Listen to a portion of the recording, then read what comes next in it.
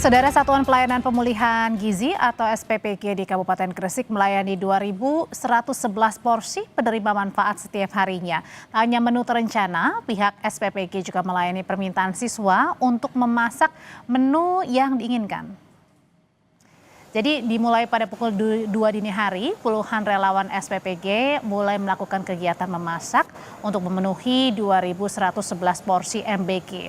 Ada sebanyak 40 relawan dari warga sekitar yang membantu proses produksi MBG dengan tugasnya masing-masing, mulai dari mengupas sayur, memasak, hingga ke bagian pengemasan.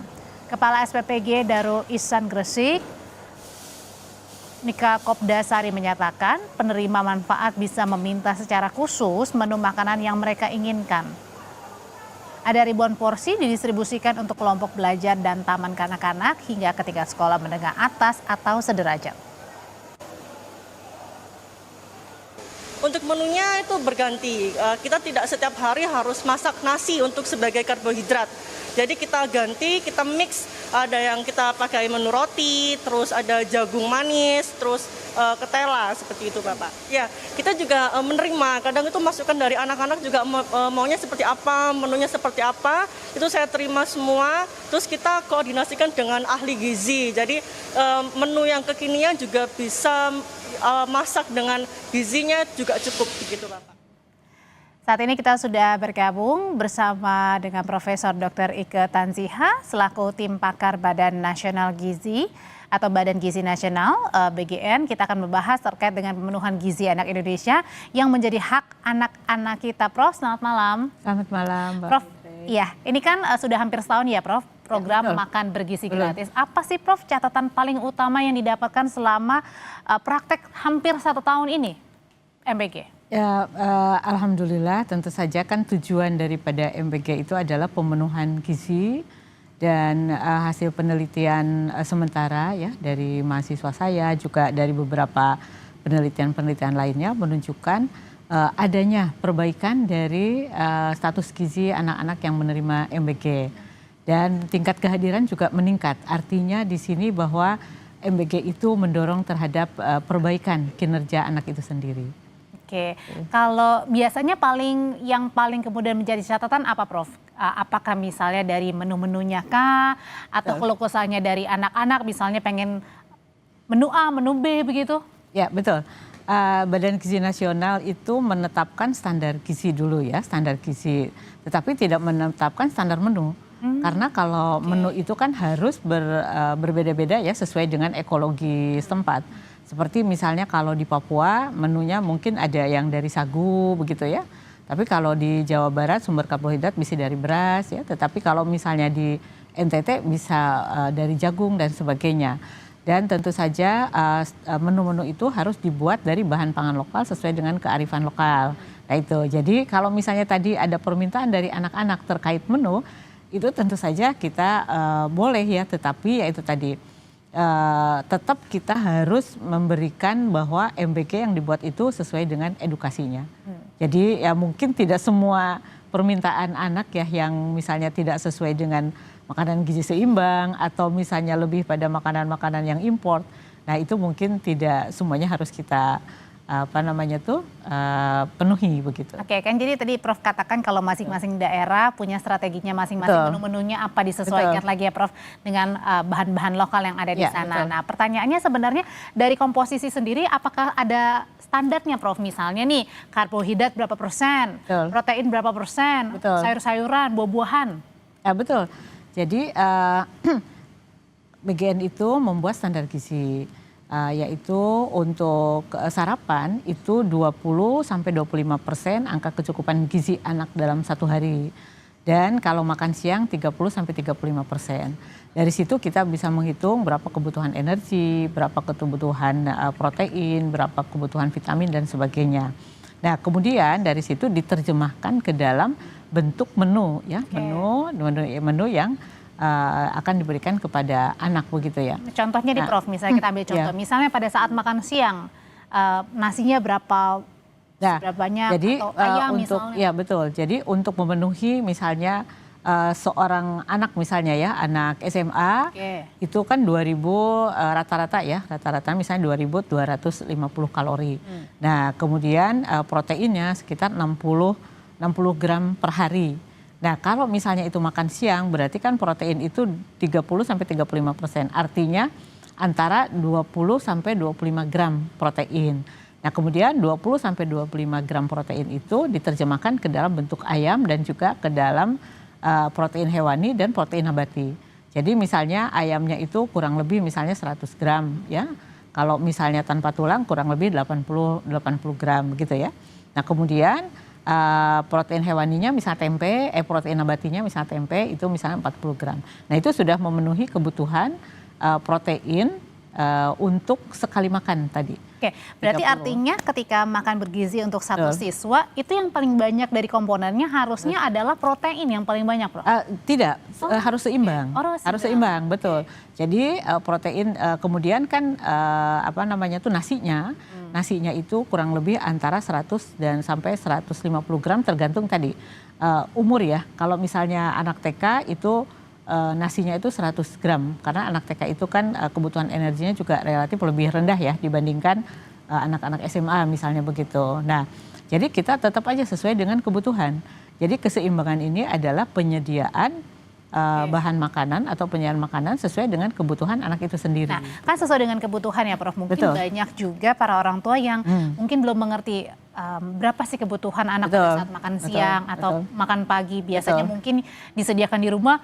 Misalnya nih Prof, protein hewaninya banyak, ada telur, misalnya daging dicampur ikan lagi. Tapi kan pada saat Prof bilang tadi kan disesuaikan lagi. Nah, kadang-kadang itu tidak mengerti dan dipertanyakan, loh kok cuma segini doang misalnya. Nah, itu gimana caranya menjelaskan kepada para orang tua ternyata takarannya segini loh. Betul.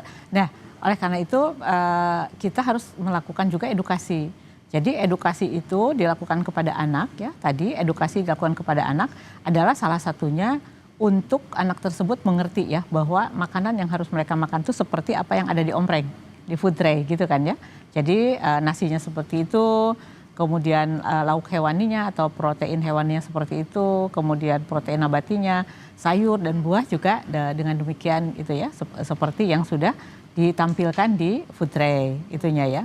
Nah, kemudian kita juga setelah itu kita juga mengharapkan anak-anak itu menjadi agen perubahan di rumah. Mah kalau makan itu misalnya ya proteinnya sebesar ini loh gitu ininya. Kemudian nasinya seperti itu dan jangan lupa ada sayur dan buah. Jadi kalau misalnya proteinnya kebanyakan itu juga tidak baik karena bagaimanapun juga zat gizi ya kekurangan tidak boleh, kebanyakan juga tidak boleh begitu. Jadi harus sesuai dengan apa yang dibutuhkan seorang anak. Jadi berat badannya pun tetap terjaga stabil ya, tidak kurus juga tidak terlalu gemuk gitu ya Prof ya. Nah, kalau gitu pertanyaan selanjutnya dengan adanya program MBG berarti bukan hanya menyasar soal memberikan makan bergizi gratis saja kepada setiap orang atau setiap siswa, tetapi juga jangan-jangan ini juga menjadi satu tadi Prof bilang agen perubahan untuk merubah, mengingatkan kembali kalau orang tua, mah kok ini nggak ada sayurnya misalnya, nggak ada buah-buahan gitu ya Prof. Jadi sebenarnya apa sih yang kemudian bisa diceritakan Prof juga tadi mengenai agen perubahan ketika mengaplikasikan MBG kepada anak-anak? Usai jeda Prof akan menjawab, tetap bersama kami di Sapa Indonesia Malam. Prof, menyambung pertanyaan saya sebelumnya, biasanya kan anak-anak ini agak susah ya, ada yang gampang makan sayur buah tapi ada juga yang susah. Jadi dengan program MBG ini juga melatih anak-anak yang tadinya sulit untuk makan sayur buah, ini mau nggak mau jadi makan karena ngelihat teman-teman juga pada makan, itu juga melatih kebiasaan baru, habit baru buat mereka. Betul, betul. Jadi tujuan MBG itu kan sebenarnya pemenuhan gizi nasional, tetapi salah satu tujuan khususnya adalah perbaikan status gizi dan membentuk perilaku konsumsi sehat. Nah, perilaku konsumsi sehat itu adalah konsumsi yang beragam, berimbang tadi ya. Dan diantaranya adalah mengkonsumsi sayur dan buah yang sekarang ini sudah agak sulit ya anak-anak ya untuk konsumsi sayur dan buah. Nah, dikenalkan kembali dengan berbagai macam sayuran lokal begitu ya. Dan kemudian melihat teman-temannya makan sayur, nah itu juga ada dorongan ya dari peer groupnya, mereka juga akhirnya untuk mencoba sayuran-sayuran baru dan kemudian mereka menjadi terbiasa dengan mengkonsumsi sayuran. Termasuk juga pada saat di rumah mungkin bisa mengingatkan juga sama orang tuanya justru nanya sayuran buahnya mana. Betul. Nah, yang diharapkan juga demikian. Jadi anak itu kemudian menjadi agen perubahan di rumah. Sehingga anak ini akan menanyakan kepada orang tuanya, "Mah, kenapa kok sekarang di rumah nggak ada sayur, nggak ada buah," misalnya seperti itu. Nah, Prof, ini kan saat ini mungkin hal yang dihadapi adalah MBG ini konsentrasinya banyak di Jawa ya, Prof ya. Nah, lalu mungkin masih banyak juga sebenarnya anak-anak di luar Pulau Jawa yang belum mendapatkan tambahan dari makan bergizi gratis. Apa sih yang harus dilakukan ke depannya, Prof? Atau mungkin ada pemetaan untuk 2026 supaya bisa merata? Betul. Jadi di daerah-daerah yang dimana di situ anak banyak, begitu ya, itu kita atau di daerah yang aksesnya gampang, itu biasanya kita bermitra ya dengan mitra tersebut kita membangun dapur gizi ya, atau SPPG, Satuan Pelayanan Pemenuhan Gizi. Tetapi di daerah-daerah tertentu yang terpencil, terluar dan sebagainya, kita akan bermitra dengan Pemda. Jadi Pemda nanti kita meminta kepada mereka untuk menyediakan infrastruktur dan tentu saja ada kesepakatan-kesepakatan komitmen-komitmen antara BKN dengan Pempa dalam pembangunan tersebut. Nah itu yang diinginkan. Oke, itu bisa di 2026 Betul, rencananya? 2000 ya sudah dimulai dari sekarang. Jadi ada beberapa titik di daerah-daerah terluar itu sudah dibangun. Jadi kalau misalnya di daerah-daerah seperti Jawa Barat itu kan ada minimalnya ya, minimal misalnya 1.000 atau 2.000 orang per dapur. Tapi kalau di daerah-daerah luar ya, di daerah tertinggal itu tidak ada batasan minimal harus berapa. Pokoknya di mana itu anak, misalnya ada 50 anak di situ, kebetulan kan jauh kemana-mana, ya di situ satu dapur. Nah itu untuk pasokan bahan-bahan pokoknya kalau yang daerah 3T gimana tuh, Prof? Apakah misalnya ada kemudian misalnya agak susah mencari daging, misalnya daging sapi misalnya, terus digantikan dengan mungkin karena tinggal di pesisir diganti ikan, itu boleh, Prof? Oh, sangat boleh, karena yang kita dorong juga adalah bahwa menu-menu itu harus memenuhi kearifan lokal, harus sesuai dengan pangan lokal. Jadi kenapa demikian? Karena ini akan menguatkan sistem pangan, sehingga ada insentif bagi petani untuk berproduksi, gitu ya, di daerah tersebut. Nah itu sehingga akan terjadilah pemberdayaan petani dan kemudian peningkatan menggerakkan produksi. Ekonomi di sana juga betul, gitu. Betul. Oh oke. Nah apalagi sih, Prof, kemudian hal-hal atau sesuatu yang baru yang nanti akan diterapkan di 2026, karena kan tadi pasti masih banyak catatan juga ya, Prof ya, di 1 tahun ini supaya biar ke depan pengerjaannya juga lebih maksimal, Prof, di tahun-tahun berikutnya. Ya, pertama kita tadi beberapa hal tentang pembangunan dapur ya. Pembangunan dapur, kemudian sekarang bukan hanya pembangunan dapur memperbanyak kuantitas tetapi juga kualitas dapur kita sudah mulai ya. Kemudian itu disyaratkannya berbagai sertifikat kan. Jadi kalau kemarin-kemarin kita belum memberikan syarat harus ada SLHS begitu ya. Nah, tetapi sekarang dengan beriringnya kejadian-kejadian yang tidak terduga, akhirnya kita mensyaratkan harus ada sertifikat SLHS, harus kemudian ada permintaan, ada kegamangan atau keraguan dari sebagian masyarakat ini halal atau tidak ya misalnya. Misalnya kan ada beberapa SPPG yang dibuat misalnya di daerah-daerah non Muslim, tetapi yang mengkonsumsinya di situ kan ada orang Muslim misalnya ya, anak didiknya itu ya atau di 3B-nya. Nah artinya di sini juga harus SPPG ini mempunyai sertifikat halal yang menjamin bahwa makanan yang didistribusikan itu halal. Nah itu langkah-langkah kita ke depan sehingga masyarakat menjadi lebih tenang begitu ya, karena apa yang dikonsumsinya sesuai dengan kepercayaan atau norma-norma yang dianutnya. Prof, ini kan tadi kalau kita lihat dari berita sebelumnya ini kan juga ada melibatkan para tetangga ya. Betul. Masyarakat, warga-warga terdekat lah dari dapur SPPG. Nah gimana caranya juga meyakinkan para orang tua bahwa meskipun warga-warga sekitar yang dilibatkan, tetapi mereka juga sudah dilatih dan artinya tidak ada lagi nih misalnya keraguan bagi para orang tua bahwa yang memasak misalnya warga sekitar jadinya nanti takut gitu, Prof. Gimana caranya itu? Betul. Nah, oleh karena itulah makanya SPPG itu sekarang disyaratkan harus mempunyai SLHS, sertifikat sanitary like hygiene ya gitu. Jadi sertifikat like sanitation dan hygiene ya gitunya. Dan itu salah satunya untuk mendapatkan sertifikat adalah bahwa penjamah makanannya harus sudah terlatih keamanan pangan, gitu ya. Jadi di sini mereka dilatih perilaku hidup sehat dan perilaku pengetahuan tentang keamanan pangan, sehingga mereka tidak akan dengan sengaja ya untuk membuat makanan itu menjadi tidak aman. Dan gitu. Ada juga nggak, Prof, pertanyaan terakhir, kalau misalnya nanti tiba-tiba ada masalah pada saat di dapur SPPG tertentu lah, apakah itu mungkin ada ada punishment mungkin yang biar lebih berhati-hati lagi?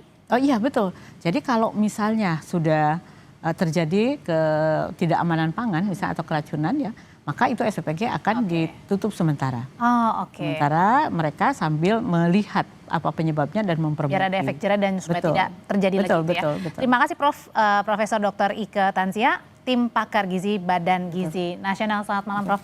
Selamat malam.